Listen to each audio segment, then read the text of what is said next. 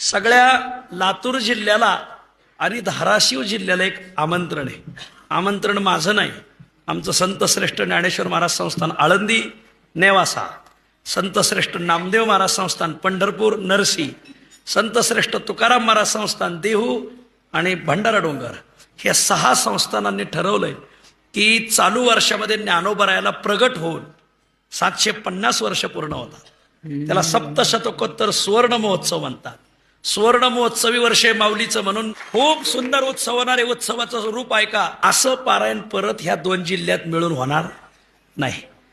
आणि या पारायणासाठी तुकोबराय, ज्ञानोबराय, नामदेव महाराजाच्या पादुका हेलिकॉप्टरने पहिल्यांदा लातूरला येणार आहेत. महाराज पादुका येणार आहेत 21 फेब्रुवारीला दुपारी 3 वाजता. तर मग पादुकाची मिरवणूक ठेवलेली, मिरवणूक ढिली नाही.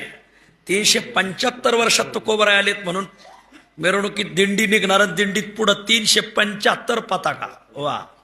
त्याच्या पाठीमागं 375 महिला तुळस घेऊ, त्याच्या पाठीमागं 375 महिला कळस घेऊ, 375 पखवाजे, त्याच्या पाठीमागं 375 टाळकरी, त्याच्या पाठीमागं 375 चोपदार दंड घेऊन, का 375 कीर्तनकार फेटे बांधून. वा. त्याच्या पाठीमागं 375 तुकाराम नावाची माणसं, त्याच्या पाठीमागं 750 ज्ञानेश्वर नावाची माणसं, त्याच्या पाठीमागं 675 नामदेव नावाची माणसं. फक्त 675 जनाबाई भेटणं अवघड आहे. मग त्याला अख्खा मराठवाडा धोंडाळावा लागेल आपल्याला. आणि मग पालखीत ह्या पादुका नामदेव महाराजांच्या, ज्ञानोबरायच्या आणि तुकोबरायच्या अशी वाजत गाजत मिरवणूक थांबणार. हा उत्सव करायचा म्हणजे याला खूप जागा लागती महाराज.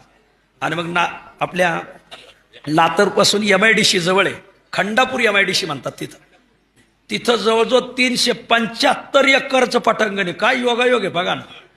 375 पटांगण बी 375 एकर, घालील लोटांगण, मोकळं पटांगण.